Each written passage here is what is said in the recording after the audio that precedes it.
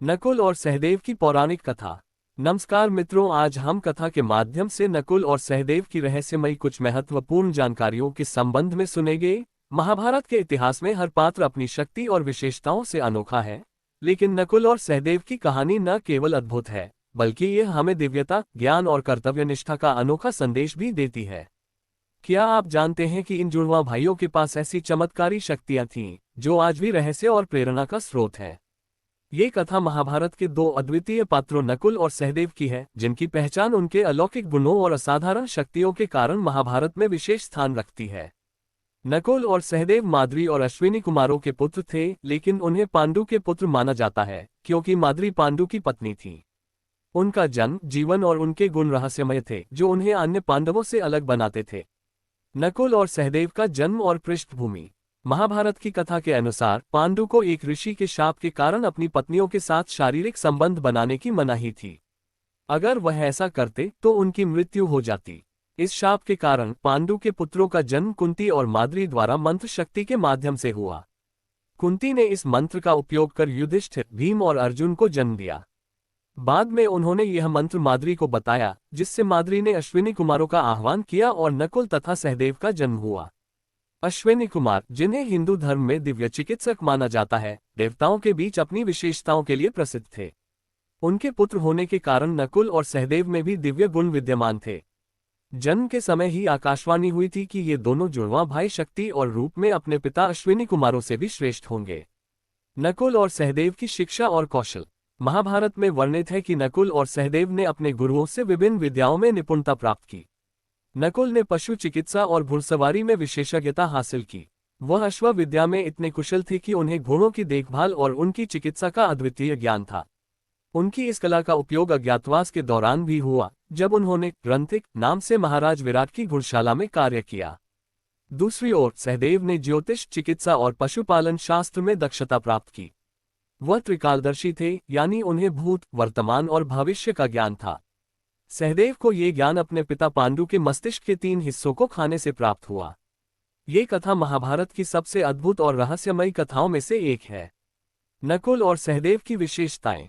नकुल अपने असाधारण रूप और सुंदरता के लिए प्रसिद्ध थे। उनकी सुंदरता के कारण उनकी तुलना अक्सर कामदेव से की जाती थी। वह केवल सुंदर ही नहीं थे, बल्कि एक कुशल तलवारबाज और योद्धा भी थे।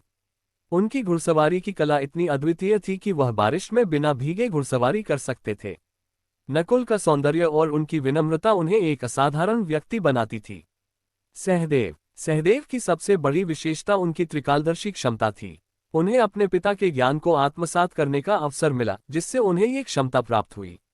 वह जानते थे कि महाभारत का युद्ध होगा, कौन इसमें विजयी होगा और कौन मारा जाएगा। लेकिन भगवान कृष्ण ने उन्हें ये शाप दिया था कि अगर वह इस ज्ञान को प्रकट करेंगे तो उनकी मृत्यु हो जाएगी। सहदेव की यह क्षमता उन्हें एक अद्वितीय और रहस्यमय व्यक्तित्व बनाती थी। महाभारत में नकुल और सहदेव का योगदान। महाभारत के युद्ध में नकुल और सहदेव ने अपनी वीरता का परिचय दिया। नकुल ने अपने तलवार कौशल और युद्ध कला से कई कौरव योद्धाओं को पराजित किया। वहीं सहदेव ने अपनी रणनीति और ज्योतिष ज्ञान से युद्ध में महत्वपूर्ण भूमिका निभाई। युद्ध के बाद नकुल और सहदेव ने अपने अपने क्षेत्रों में शांति और समृद्धि लाने का प्रयास किया। नकुल ने अश्व चिकित्सा के माध्यम से समाज की सेवा की, जबकि सहदेव ने अपने ज्योतिष और शास्त्र ज्ञान का उपयोग लोगों की समस्याओं को हल करने में किया। उनकी मृत्यु और विरासत। महाभारत युद्ध के बाद जब पांडव स्वर्गारोहण के लिए हिमालय की ओर जा रहे थे, तब रास्ते में नकुल सबसे पहले गिर पड़े। उनकी मृत्यु का कारण उनका घमंड था, जो उनके रूप और सुंदरता के प्रति था। सहदेव भी यात्रा के दौरान गिर पड़े, लेकिन उनकी मृत्यु का कारण उनकी विनम्रता के बावजूद उनके त्रिकालदर्शी ज्ञान का सही उपयोग न कर पाना था। नकुल और सहदेव की कथा महाभारत में अन्याय के खिलाफ संघर्ष, निष्ठा और कर्तव्यपरायणता का प्रतीक है। उनके जीवन की शिक्षाएं आज भी प्रासंगिक हैं और ये दर्शाती हैं कि दिव्य शक्तियां और ज्ञान भी तभी सार्थक है जब उनका उपयोग सही उद्देश्य के लिए किया जाए। निष्कर्ष। नकुल और सहदेव की कथा महाभारत का एक अनमोल हिस्सा है। उनकी शक्तियां और उनके गुण उन्हें महाभारत के अन्य पात्रों से अलग बनाते हैं। उनकी कहानी हमें ये सिखाती है कि विनम्रता, कर्तव्यनिष्ठा और ज्ञान का सही उपयोग ही जीवन को सार्थक बनाता है। नकुल और सहदेव की यह कथा हमें सिखाती है कि असली शक्ति हमारी निष्ठा, कर्तव्य और अपने उद्देश्य के प्रति समर्पण में है। तो दोस्तों, ये कहानी आपको कैसी लगी? अगर आपको ये प्रेरक कथा पसंद आए हो तो इसे लाइक करें, अपने विचार कमेंट में साझा करें और हमारे चैनल को सब्सक्राइब करें, क्योंकि ऐसी कहानियां आपको हर बार कुछ नया सिखाती हैं। अगली बार फिर मिलेंगे एक और अनमोल अध्याय के साथ।